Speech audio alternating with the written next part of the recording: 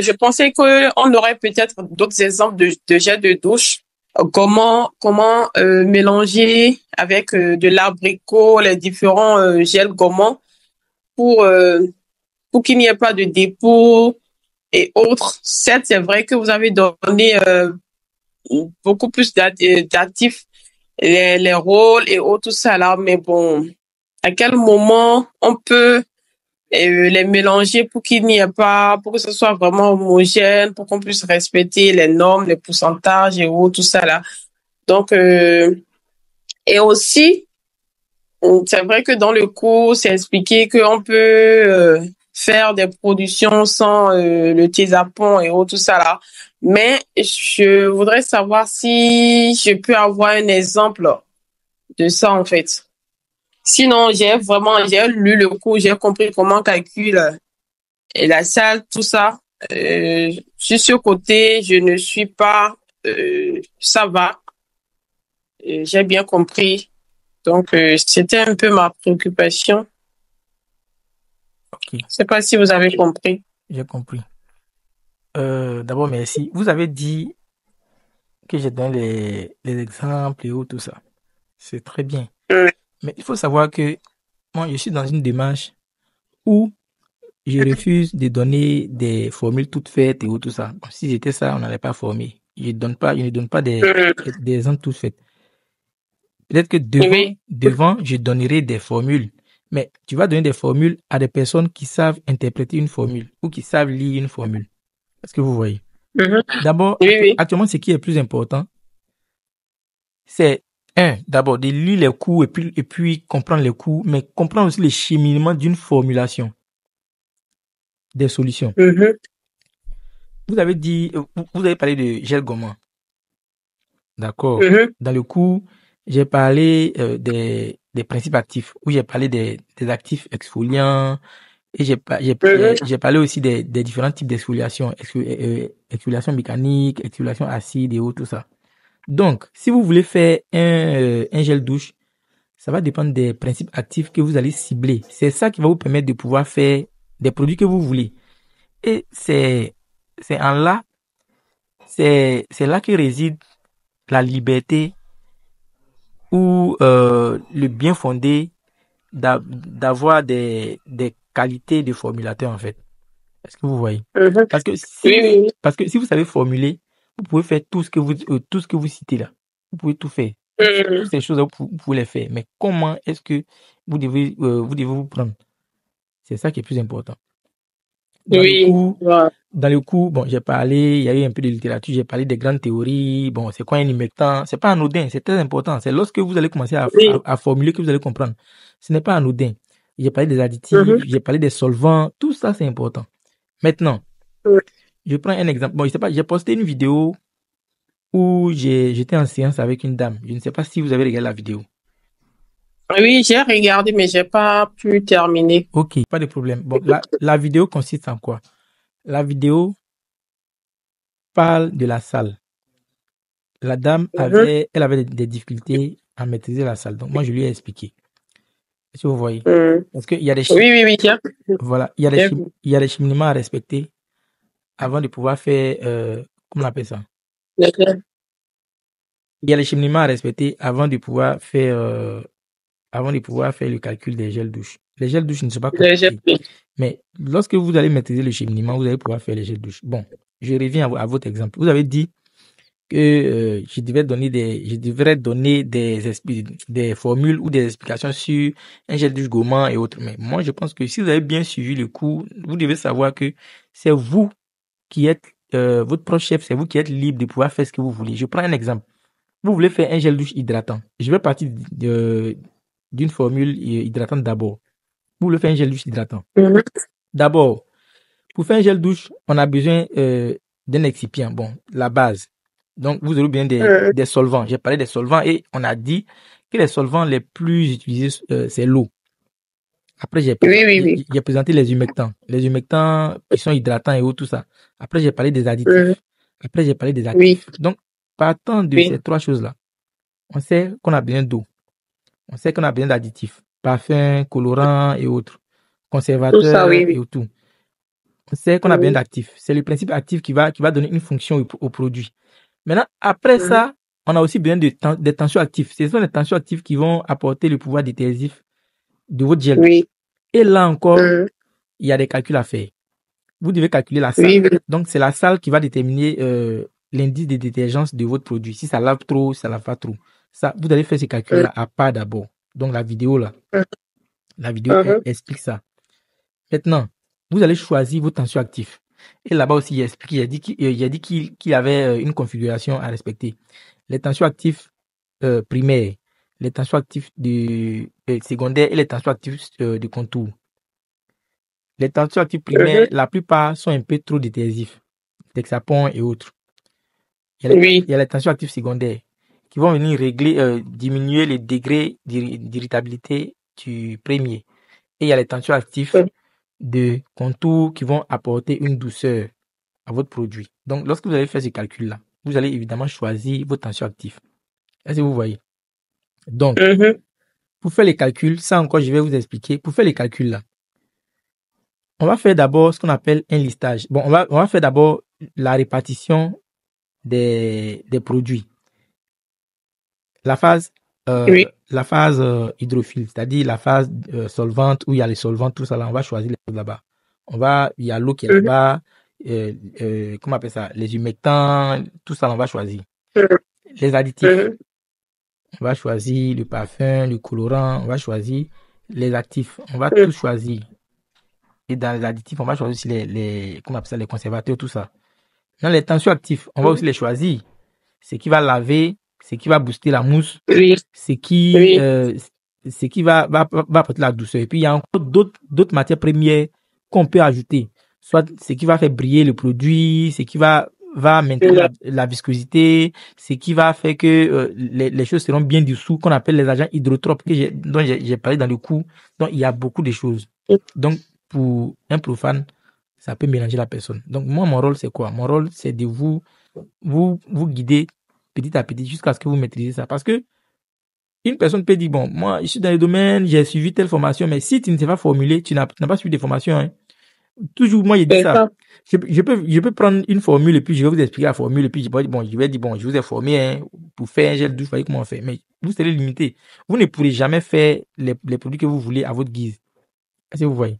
Donc, sans plus tarder, je vais essayer de vous expliquer un peu comment est-ce que moi je fais les formules de, comment on appelle ça? Je fais les formules de gel douche. Donc, un instant, je vais partager mon écran et puis vous allez voir, on va faire tout des zéros. On va tout faire des zéros. Et tout ce dont je viens de parler là, je vais vous expliquer ça un peu, puis vous allez comprendre. Vous allez voir que c'est pas compliqué parce que vous avez dit si c'est un gel douche gommant, si c'est un gel douche hydratant. Vous allez voir que bon, c'est vous qui décidez en fait. Quand on va aller pas à pas là, vous allez comprendre. Et puis bon, ça va vous permettre aussi de comprendre aussi les calculs. Bon, désolé, l'ordinateur est un peu lent, donc attendez un peu. Vous maîtrisez Excel? Allô? Est-ce que vous me recevez? Oui, je vous reçois. Moi, je vous reçois parfaitement. Ok, un instant, je viens. Je vais partager maintenant l'écran pour que vous puissiez voir.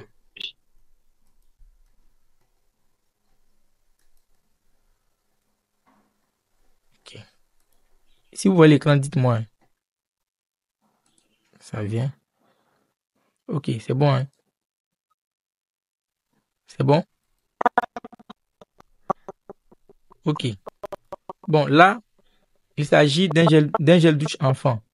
Bon, c'est un gel douche enfant. D'abord, avant toute chose, avant même de commencer à fabriquer tout produit, on doit calculer la salle d'abord. Bon, ici, il y a le SLS. Le SLS, c'est le sodium lauryl sulfate.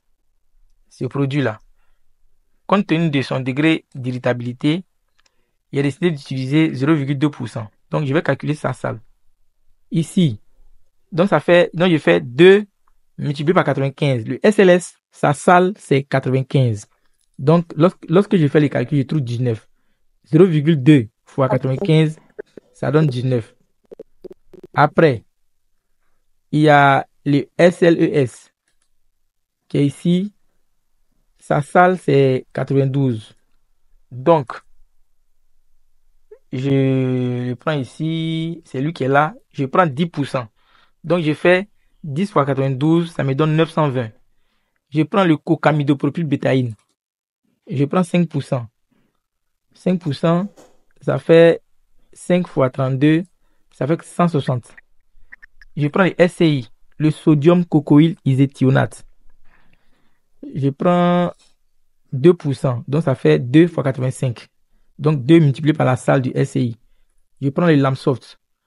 Le Lamsoft qui est coco-glycoside et glycérine oléate. C'est une combinaison de tensioactifs qui a été développée par la marque BASF. Donc, je fais, sa salle, c'est 55. Donc, je fais 2 fois 55. Lauryl glucoside, qui est ici, je fais 2. Sa salle, c'est 53. Donc, lorsque je finis de faire, j'additionne tout. Un instant, voilà, lorsque j'additionne tout, ça me donne 1485 que je vais diviser par 100. Et ça va me donner 14,85.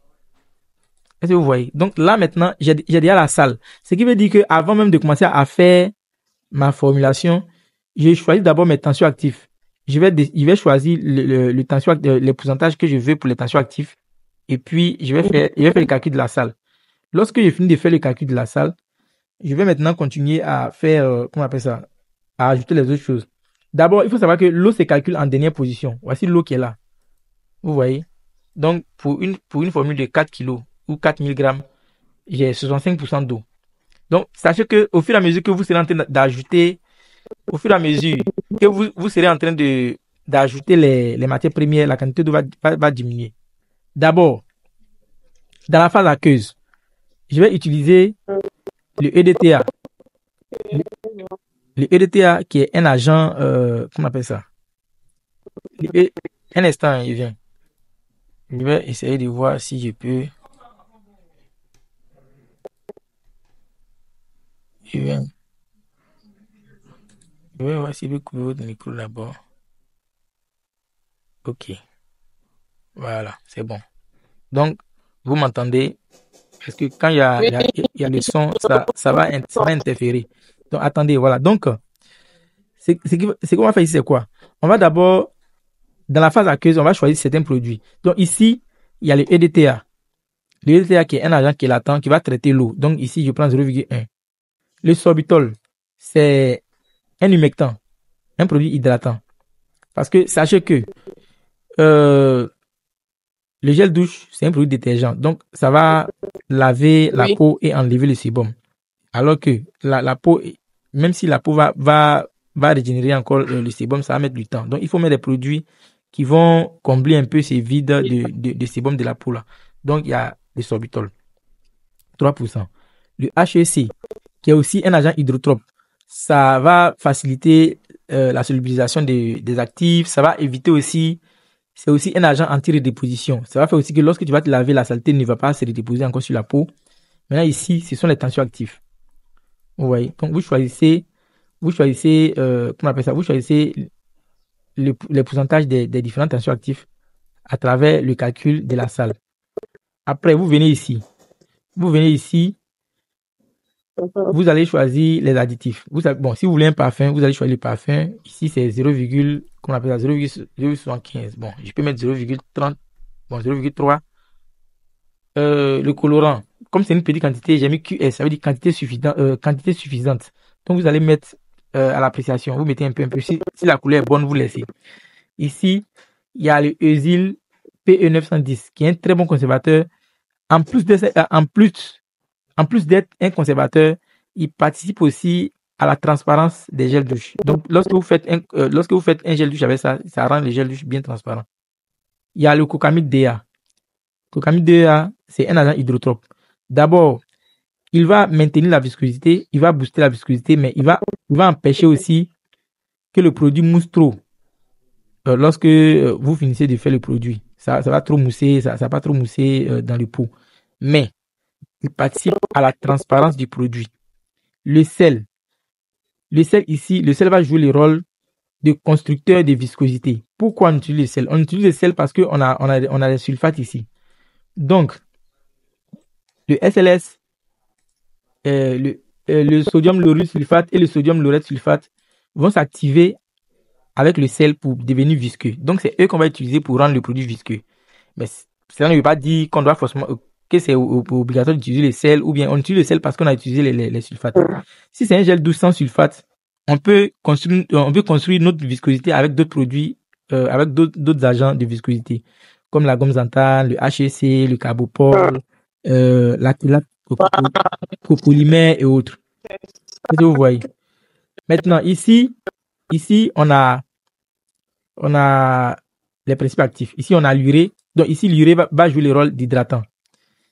On a l'acide lactique. L'acide lactique va éliminer la peau avec tout ce que vous savez comme vertu, en tout cas, tout ce que vous connaissez comme fonction sur l'acide lactique.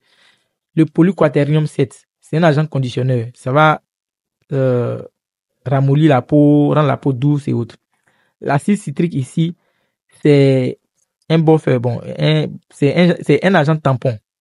Donc, ça va empêcher à ce que le pH du produit change au fil du temps. Voilà. Donc, voici un peu une configuration de gel douche. Maintenant, vous avez parlé de gel douche gourmand et autres. Ça, c'est un gel douche hydratant. Pourquoi on dit que c'est hydratant? On dit que c'est hydratant parce que il y a l'urée qui a été utilisée. C'est l'urée qui fait qu'on parle d'un gel douche hydratant. Si vous voulez que votre gel douche soit gourmand, il y a trois façons de faire un produit exfoliant, pour ne pas dire un produit gourmand. Il y a le gommage mécanique. Vous pouvez utiliser les grains d'abricot, les billes de jojoba et autres, tout ça. Il y a le gommage acide. Vous pouvez utiliser les acides de fruits, comme l'acide lactique, l'acide glycolique, malique, mandélique, citrique et autres. Et vous avez aussi voilà. Et vous avez aussi comment on appelle ça? Le gommage bon, en ce qui concerne excusez-moi, je tente de parler à quelqu'un, voilà. Donc, en ce qui concerne le gommage acide, vous pouvez utiliser l'acide de fruits, vous pouvez utiliser les AHA ou même les PHA comme gluconolactone, acide lactobionique et autres. Maintenant, il y a aussi le gommage enzymatique, c'est-à-dire utiliser les enzymes pour pouvoir gommer la peau. Donc, vous pouvez utiliser la papaïne, la bromélaïne ou la ficine pour pouvoir faire ces produits-là. Donc, lorsque vous voulez faire un produit gommant, voici un peu. Le gel douche gommant dont tout le monde parle ou dont tout le monde rêve, avec comment on appelle ça? Avec des grains d'abricot. Là, il y a un petit secret. Il faut utiliser un agent de viscosité qui peut soutenir ou qui a une bonne capacité de suspension. Donc, ce que moi je connais, c'est les copolymères, les acrylates copolymères. Eux, ils ont une bonne habilité à pouvoir suspendre comment on appelle ça, les particules. Donc ici, par exemple, au lieu d'utiliser le HEC, vous pouvez utiliser acrylate copolymère qui a une bonne capacité de suspension. Vous pouvez l'utiliser. Vous voyez. Donc, par exemple, si c'est un gel douche, si c'est un gel douche gourmand que je vais faire, je vais modifier, vous allez voir. Bon, l'urée doit passer à 10% parce que l'urée, à partir de 10%, il est exfoliant. Acide lactique, c'est un acide de fruits. Je peux mettre 1%. Ici, je peux ajouter acide glycolique. Acide glycolique. Je mets aussi 1%. Et puis, je vais ajouter par exemple un gommage mécanique. Je vais mettre graines d'abricot. Graines d'abricot. Je peux mettre, ça va dépendre de la quantité que vous voulez. Je peux mettre 5%. Vous voyez. Maintenant, il y a une chose. Vous allez me demander comment est-ce que j'ai fait les calculs là. Comme je travaille avec Excel calcule tout pour moi en même temps. Mais comment ça se passe? Vous voyez, Et ça, la formule, j'ai mis la formule là-bas aussi. Pour déterminer la quantité du produit là, vous avez le pourcentage choisi qui est 10% ici, que vous allez multiplier par le poids total du produit qui est 5000 grammes ou 5 kilos. C'est vous qui décidez, que vous allez diviser par 100. Donc ici, comment c'est passé? Les 10% qui sont là, je multiplie par 5000 grammes, qui est le poids total du produit, puis je divise par 100. Donc, ça me donne 500 grammes. Ça veut dire quoi? Ça veut dire que dans 5000 grammes, on aura 500 grammes d'urée. Donc, c'est comme ça qu'on va calculer pour tout. C'est comme ça. Pardon? Bon, ça se coupe vraiment. Ça se coupe trop. Je n'arrive même pas à entendre. À ce Je ne vous entends pas. Ça se coupe. Vous m'entendez, mais moi, je ne vous entends pas. Ça se coupe trop. Quand vous parlez, c'est lent. Bon, attendez d'abord. Attendez, prenez note. J'avais une question en fait. Notez la question. Quand il va finir là, vous allez me poser la question. C'est bon? Okay. Voilà. Donc, c'est un peu comme ça. Et vous allez calculer pour tout. Ouais, vous allez faire ces calculs-là pour chaque matière première. Mais comme c'est avec Excel, Excel calcule tout en même temps. Donc, ça me donne 5000 grammes. Maintenant pour la procédure, pour la fabrication, comment ça va se passer? Vous avez le solvant principal, qui est l'eau. C'est l'eau qui est la plus grande capacité. D'abord, ce que vous devez chercher à faire d'abord, c'est de dissoudre d'abord les poudres. Il faut dissoudre d'abord les poudres, c'est ça qui est plus facile. Le EDTA, vous allez dissoudre le EDTA, vous allez regarder encore, bon, quelle poudre encore il y a encore. Le sel, c'est en dernière position. Je vais vous parler de ça aussi. L'urée, vous allez dissoudre l'urée aussi. Maintenant, quand c'est comme ça, qu'est-ce que je conseille? Vous allez essayer de faire la solubilisation par niveau de pH. Vous allez sélectionner quelques produits acides que vous allez dissoudre. D'abord, après, vous allez choisir quelques produits basiques que vous allez dissoudre. Après, acide, après, basique. Si votre produit doit avoir un pH acide, il faut terminer avec les produits acides. C'est-à-dire, vous mettez basique, acide, acide. Pour terminer, vous mettez acide. Pour envoyer le produit, à un pH acide. Maintenant, si ce n'a pas le pH que vous voulez, vous pouvez remonter doucement avec un produit basique. Maintenant, donc ici, si j'ai dissous le EDTA, j'ai dissous l'urée, que je veux utiliser les produits acides, je vais ajouter l'acide lactique d'abord parce que c'est acide, l'acide glycolique parce que c'est acide. Je vais regarder encore qu'est-ce qui est encore acide. Bon, tout ce qui est là, la plupart sont basiques. Ce qui est acide ici, il y a le cocamide DEA. Il est acide, je pense. Vous l'ajoutez. Si vous voyez, vous allez bien mélanger. Quand vous allez bien mélanger, vous allez contrôler le pH. Vous allez voir que votre pH est acide. Vous allez commencer à ajouter maintenant les produits basiques. Exemple de produits basiques ici. Vous pouvez ajouter le SCI. Le SCI, il est où? Voilà, le SCI, c'est une poudre même. C'est une poudre. Vous allez mettre le SCI, vous allez dissoudre. Vous allez mettre le SLS, c'est aussi une poudre, lui là, 10 grammes là, vous allez dissoudre. Tout ça là, ce sont les produits basiques. Quand vous serez en train de mettre, le pH sera en train de changer, ça va commencer à monter un peu. Oui. Voilà. Vous allez voir encore. En fait, vous allez ajouter les produits en fonction de ce qui est plus facile à ajouter. Vous allez mettre encore le CAPB. Donc, vous allez mettre les produits basiques que vous avez. Maintenant, quand vous allez mettre tous les produits basiques, vous allez vouloir redescendre encore. S'il y a d'autres produits acides à mettre. Ici, le parfum, le Essil, là, il est acide. D'abord, il faut savoir que on ne finit pas de faire le produit avant d'ajouter le parfum et le colorant, comme les gens font. Ça fait chuter la viscosité. Vous ajoutez tout avant de mettre le sel. Donc, vous allez mettre votre parfum, vous allez mettre votre colorant, vous allez mettre tout.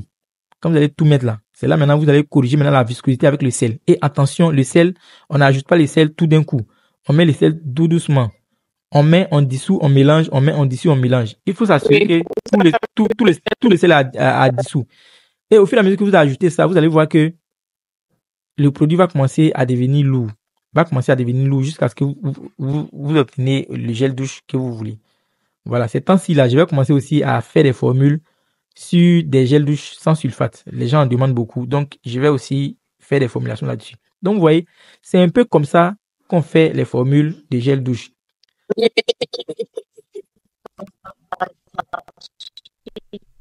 Vous voyez, voilà, donc c'est un peu comme ça qu'on fait les formulations de gel douche. Maintenant, en ce qui concerne gel douche gommant, gel douche hydratant, gel douche brillant, gel douche rouge, gel douche blanc, gel douche banane et autres, ce sont des couleurs. Si vous voyez. Maintenant, lorsqu'on parle de gommant et autres, ce sont les principes actifs que vous allez cibler. Je prends un exemple encore. Si vous voulez faire un gel douche éclaircissant, bon, à la place de acide kojique, acide glycolique, on peut mettre alpha-butin. Vous allez le doser en fonction de son dosage recommandé. Donc là, je mets alpha-butin, je peux mettre par exemple 2%. Je peux prendre par exemple comment on appelle ça? Le Snow White. Le Snow White. Je peux prendre aussi le Snow White. Je peux prendre par exemple 2% aussi. Vous voyez, donc à cause de ces deux actifs là, on dira que c'est un gel douche éclaircissant. Et puis ça va dépendre aussi de comment on appelle ça? Ça va dépendre du dosage. Si c'est un gel douche par exemple teint métis, comme les gens ont l'habitude de le dire, si l'alpha-arbutin est dosé de 1 à 5%, vous pouvez utiliser peut-être 3% ou même 4%. Si le CP White, si le Snow White est dosé de 1 à 6%, vous pouvez prendre 4%. Vous voyez?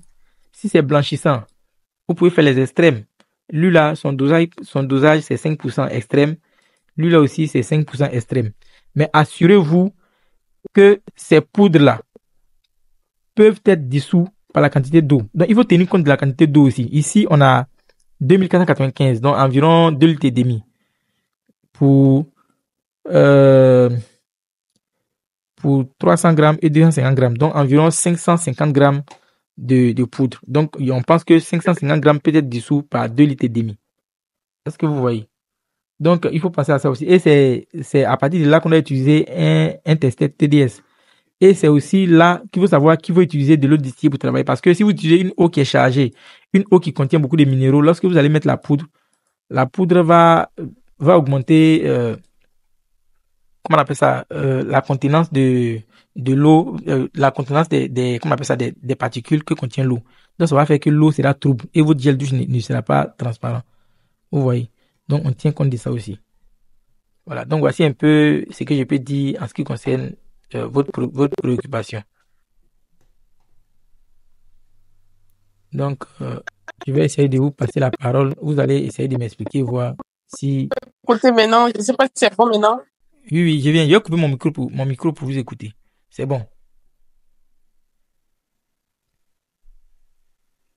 C'est bon, je peux aller? Oui, vous pouvez aller. Ok, ma question c'est de savoir quand vous avez mis les pourcentages là. Normalement, dans le cours, le total des pourcentages, ça doit faire normalement 100%, non? Est-ce que je dois sélectionner les pourcentages que je veux et calculer? C'est vrai que vous avez dit c'est à la fin que je dois calculer l'eau. Donc moi, c'est de savoir si les pourcentages que je dois sélectionner, je prends un exemple de gel gommant. Et je prends l'acide lactique, glycolique, grain d'abricot, bon, tous les exemples que vous avez donnés. Les pourcentages là, est-ce que je dois... mon problème, c'est de savoir comment diminuer l'autre et augmenter l'autre afin que le total puisse faire les 100% en fait. Donc, c'est parfois ce petit souci-là que j'ai en fait. Je ne sais pas si vous comprenez. Je comprends. Je vais vous expliquer. Et à cause de vous, je vais faire une vidéo à main levée sur une feuille pour vous montrer. Vous voyez, Ici, je travaille avec Excel. Donc, c'est plus simple. Regardez. Normalement, tout ce que vous allez choisir comme actif, vous allez les additionner et puis les retrancher à 100. Regardez. Regardez. Là, je vais laisser la quantité d'eau. Je laisserai la quantité d'eau et puis je vais additionner les autres et vous allez voir. Ne quittez pas. Hein. Vous voyez ma calculatrice? Allô? Est-ce que vous voyez la calculatrice? Allô, je vois. Ok, regardez. Oui. Ok, regardez. Hein. Ici, on a EDTA 0,1%. Donc 0,1% plus sorbitol 3%. Plus acrylate copolymère 0,5. Plus SLS 10%. Plus CAPB 5%. CAPB 5%. Plus ceux-là, les trois là, ça fait 6. Plus lui là 0,2. Plus le parfum 0,3. Plus le conservateur 0,3. Plus le cocamide DA 1%.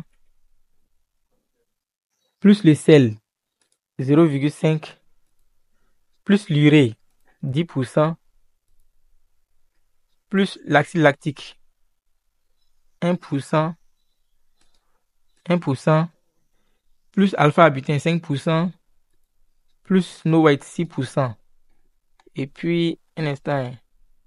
Ok. Et puis, le polyquaternium 1%. Et puis, l'acide citrique 0,2. Vous voyez, ça fait 50,1. Donc, pour trouver la quantité d'eau là, qu'est-ce qu'il fait?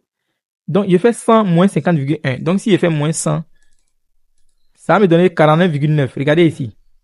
Vous voyez? Voici les 49,5 là. Vous voyez ça qui est là? Est-ce que vous comprenez? Donc, ce qui veut dire que si je diminue la quantité des habitants, je mets ça à 3, ça va changer. Si je mets à 3, vous voyez que ça devient 51,9. Si je diminue la quantité d'urée, je mets ça à 5%. La quantité d'eau va changer. Ça va devenir 56. Donc, sachez que, vous voyez, c'est votre problème qui est là. C'est ça qui est là. Donc, au fur et à mesure que vous faites des changements, au fur et à mesure que la quantité d'eau change. Donc, ce que vous devez savoir, c'est quoi? Vous allez avoir une liste de matières premières que vous allez additionner pour pouvoir retrancher ça à 100 pour pouvoir trouver la quantité d'eau. Et c'est ce qu'on appelle le QSP 100. La quantité d'eau, le calcul de la quantité d'eau, c'est le QSP 100. Le QSP 100 qui est la quantité solvante principale. Donc, c'est l'eau qui sera le solvant principal. Est-ce que vous voyez? Voilà. Voilà, donc c'est un peu ça. Bon, ça va bientôt se couper dans 1 minute. Et puis, je vais relancer encore dans 10 minutes pour qu'on puisse finaliser. Donc, vous préparez vos questions. Dans 10 minutes, on revient et puis je vais encore vous expliquer encore. Vous avez demandé à ce que je note mes questions pour que je puisse les poser. Ok, donc vous pouvez poser la question pour que je puisse vous répondre. Alors, au niveau du mélange, je continue toujours avec le gel de douche gommant là. Par exemple, si on met les grains d'abricot là, est-ce que c'est le polyquaterium là qui va permettre à ce que les grains d'abricot se mélangent correctement avec le gel, ou est-ce qu'on peut mettre le gel, les grains, et on n'aura pas de soucis au niveau du dépôt? Parce qu'il y a des gels, parfois quand tu mets l'abricot, il y a du dépôt. Mais dans le cours, j'ai lu les métaux polysorbates, je pense 60, non, ou c'est 80 là, qui permet de mélanger l'eau et l'huile. Donc, je ne sais pas si ça aussi, ça peut jouer le rôle de mélanger les grains d'abricot et le gel. Non, je m'explique. Tout à l'heure, j'avais parlé de ça aussi. Je vous ai dit qu'il faut des tensioactifs qui ont un bon pouvoir de suspension. Est-ce que vous voyez? Et j'ai dit que c'est l'acrylate copolymère qui peut faire cela. Et tout à l'heure, lorsque j'étais en train de corriger la formule, j'ai même fait ça. J'ai dit que ici, par exemple, et j'ai dit que ici, par exemple, vous pouvez remplacer le HEC par les acrylate copolymère. En fait, il faut, vous voyez, sur 100 personnes, vous allez voir au moins 5 personnes qui pourront faire des gels douche avec des grains suspendus sans que ça chute. Sans que ça chute. En fait, ça, je ne dirais pas que c'est pas permis à tout le monde, mais plein de personnes n'ont pas cette information, n'ont pas l'information qu'il faut des tensioactifs qui ont un bon pouvoir de suspension pour pouvoir faire ce produit-là. Par exemple, vous avez le plus connu, le meilleur, c'est les polymères. C'est les polymères acryliques. Les polymères acryliques. Les polymères acryliques. Donc, il y a comment on appelle ça? L'acrylate copolymère. La plupart des gels douche que vous allez voir dans les supermarchés, vous pouvez essayer de lire sur l'étiquette, vous allez voir acrylate copolymère ou bien acrylate cross-polymère. Bon, mais dans tous les cas, ce sont les polymères acryliques. C'est eux qui ont la capacité de pouvoir suspendre les particules dans les solutions. C'est ce qu'il faut. Okay. Maintenant, vous avez parlé de polyquaternum, vous allez parler de polysorbate 6, vous allez parler de polysorbate 60 et de polysorbate 20. Il faut savoir que eux, ce sont les solubilisants. C'est différent des agents de suspension. Les solubilisants, eux, ils vont permettre de pouvoir mélanger les huiles, comme les huiles essentielles dans de l'eau et autres. Mais ici, dans les gels douche, on n'a pas besoin de ça parce que on a des tensioactifs qui ont déjà un bon pouvoir émulsionnant, comme le Texapon, la pâte de savon, là, le SLS, le Lamsoft et autres, tout ça là. Ils ont des pouvoirs émulsionnants. Donc, on n'a pas besoin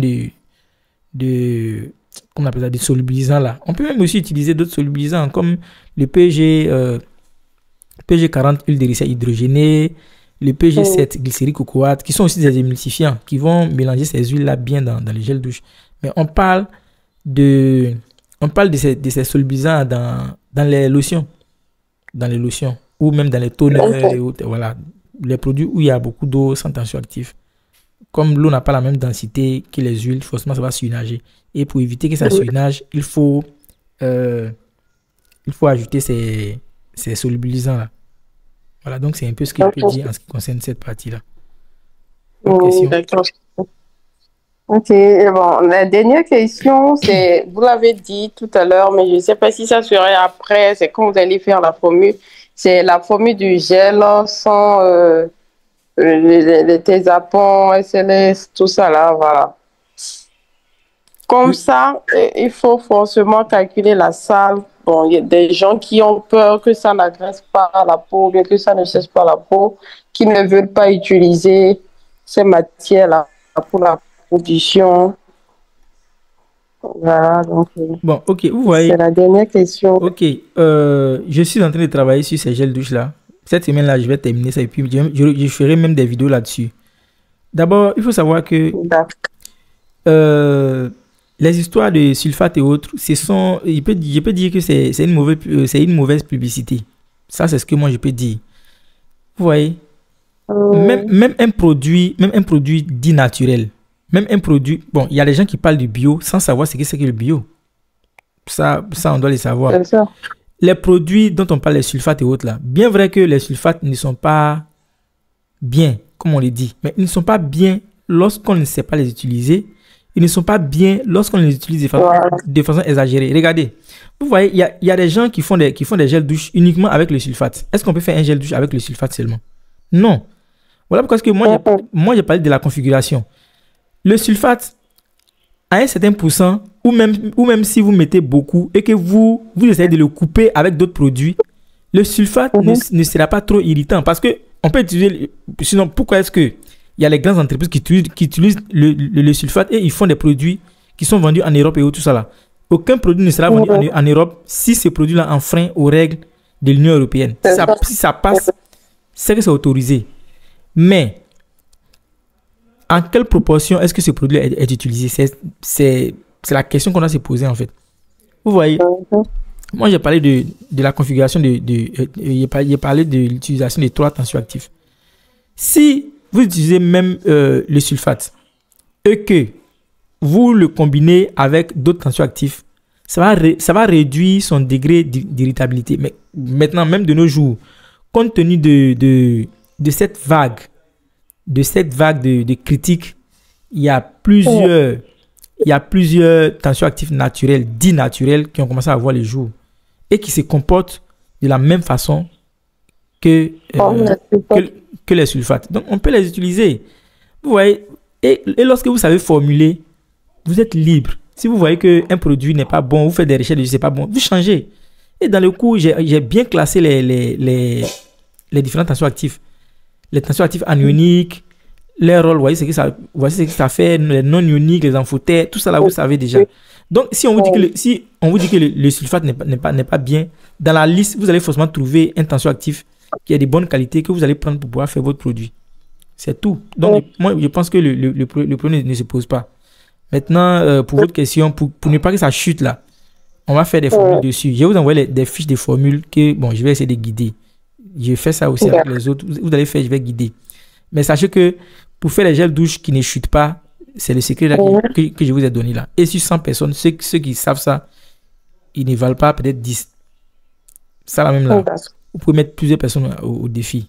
Il y a même des personnes, des formulateurs chevronnés même, bon, qui m'ont demandé comment vous faites, ou bien bon, comment faire pour ne pas faire ça. Bon, parfois je peux dire non, je ne sais pas et tout ça, mais là nous sommes en cours, là je vous dis ce qui fait ça.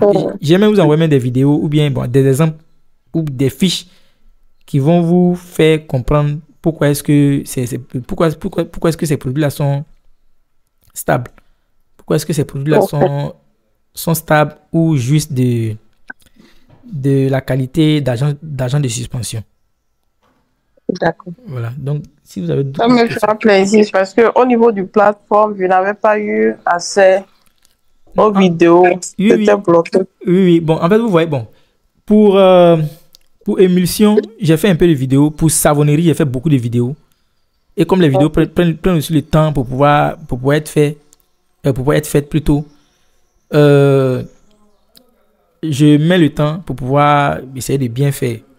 Donc, quand j'ai un peu de temps, je fais les vidéos. Il y a un peu de temps, je fais les vidéos. Ces temps-ci, je suis en train de faire des vidéos pour les solutions que je vais faire aussi pour les produits capillaires et tout ça. Donc, voilà. Donc, avant, j'étais seul. Je me filmais seul, je montais seul. Donc, comme maintenant, j'ai une petite équipe. Donc, les vidéos seront un peu plus rapides. Et parfois, ça ne sera pas moi qui sera en train de faire les vidéos, mais ça sera d'autres personnes sous ma direction. Donc, il y aura plusieurs vidéos. Et si vous regardez bien dans le cours, il y a des parties que j'ai appelées boîte à formules. Il y aura des formules que je vais mettre là-bas. Vous voyez, bon, moi j'ai arrêté de faire les webinaires parce que c'est un peu compliqué avec nous les Africains. Ceux qui sont en Europe, lorsqu'ils s'inscrivent, ils vont trouver le temps pour pouvoir faire la formation. Moi, j'ai essayé de faire les webinaires. Telle personne n'a pas de temps, telle personne, bon, son enfant est malade. Bon, si tu dois faire ces webinaires et puis bon, il n'y a pas assez de personnes, c'est pas encourageant. Donc bon, moi, pour l'instant, voilà, pour l'instant, j'ai dit que je vais prendre ceux qui sont disponibles, ceux qui veulent travailler, je vais les prendre. Quand je vais finir avec tous ceux-là maintenant, là, je vais instaurer de nouvelles règles, de nouvelles règles de travail et puis bon, je vais essayer de voir comment faire. Mais quoi qu'il en soit, je vais continuer à travailler sur les cours là, puisqu'il y a des livres qui vont sortir bientôt aussi. J'ai déjà fini de rédiger les livres de la savonnerie où j'ai mis tout dedans avec des recettes, tout. Donc, ça sera un livre de peut-être 400, 500 pages. C'est beaucoup. C'est peut-être beaucoup. C'est beaucoup, mais j'ai mis tout ce qu'il faut en ce qui concerne la savonnerie. Que ce soit la formulation, tout ce qu'il faut savoir en savonnerie. Donc, peut-être ça sera peut-être 400 pages, 500 pages. Tu as ça, tu as tout ce qu'il faut. Oui, les gens vont acheter. En tout cas, moi, je vais acheter. Pour solution aussi. Même hier, j'ai commandé encore d'autres livres là. Bon, moi, j'ai essayé de voir sur Amazon et autres. Bon, moi-même, bon, parfois, j'achète aussi des livres, mais je ne suis pas vraiment trop satisfait. Bon, ce sont les livres que les gens font juste pour vendre. On dirait que c'est l'un de vos frères. C'est un Ivoirien. C'est un Ivoirien. Voilà, je le connais. Il a fait 3 livres. Les livres de 10 000 là, c'est ça, non? Voilà. Je le connais. C'est Moussa. Il s'appelle Moussa. Traoré Moussa. Je le connais. Ce sont les plus petits livres. Ce sont les plus petits livres.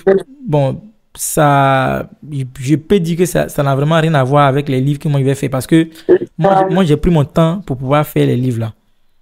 Si vous voyez. Oui, en fait, son idée aussi n'est pas mal parce que vous savez que les Africains n'aiment pas vraiment lire. Ouais, ils aiment Donc, pas quand le lire. truc est petit, Voilà, ils aiment pas lire, voilà. ils font petit. Mais bon, moi, je n'ai pas travaillé pour les Africains.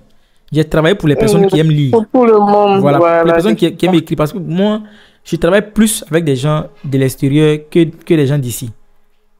Ok.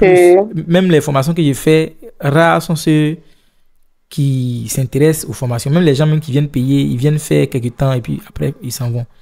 Ils veulent que bon, tu sautes certaines étapes et puis tu les certaines étapes et puis tu les donnes. Bon, voici la formule pour faire tant. Mais bon, ça, pour moi, je pense que c'est faire du mal à la personne. Parce que c'est mieux de bien apprendre la personne pour rendre la personne autonome que bon, de limiter la personne. Mais bon, sinon, ça dépend de moi. Si je veux, je me conforme à ce qu'il demande. Si je veux pas aussi, je ne me conforme pas aussi. Voilà. Mais les livres là, les livres que je suis en train de faire, d'abord, ça sera divisé en chapitres. Donc, même si la personne n'aime pas lire, la personne peut se donner un temps pour faire des chapitres. Un chapitre. Si la personne finit, il y a des exercices. Bon, et même encore, il y a des liens, des vidéos que la personne peut aller regarder. Parce que les livres, c'est là aussi électronique, tout ça là. Chapitre 2. Par exemple, pour les livres de savonnerie, c'est 8 chapitres. Il y a un 9e chapitre que je vais ajouter. Le premier chapitre, ça va parler des ustensiles, équipements, tout ce qui est ustensiles, tout ce qui est équipement sur la savonnerie. Deuxièmement, les matières premières, tout ce qui est matières premières de façon approfondie. Là. Après, on parle de la saponification. C'est quoi la saponification? C'est quoi les différentes techniques de saponification? C'est quoi l'intérêt? Tout ça, on finit de parler de ça. Après, on parle du marbrage. Non, on parle de la trace d'abord. En ce qui concerne la savonnerie à froid. Donc, tout ce qui est technique. Comment maîtriser la trace? Comment faire pour que la trace ne puisse pas... pour ne pas avoir une trace rapide? Quelles sont les huiles? Les indices indices des huiles? Telle huile fait quoi? De façon bien détaillée. Après, on parle comment on appelle ça, du marbrage, la partie artistique du savon, avec des exemples clés, avec des secrets, comment il faut faire, tout ça là. Après, on parle des calculs. Tout ce qui est calcul en savonnerie, comment faire pour pouvoir maîtriser les calculs, comment faire pour pouvoir faire ses propres formules. Il y a ça. Après maintenant, il y a la formulation. Il y a la formulation même en savonnerie, c'est-à-dire comment faire les formules. D'abord, comment fixer les odeurs dans les savons. Comment fixer les odeurs dans les savons. Comment obtenir de belles couleurs de vos savons. Comment faire pour ne pas que les savons rancissent et autres. C'est-à-dire que tout ce qui est petit problème lié à la savonnerie, voici comment faire ça. Maintenant, il y a... Oh, tout ça là, je peux séparer. Genre, faire un petit livret de formules, faire tant. Non, ça. Chapitre 1, chapitre 2. Je fais pas ça. Je mets tout ensemble. Tu as ton livre, tu as tout ce qu'il faut. Tu vas plus acheter livre ailleurs encore.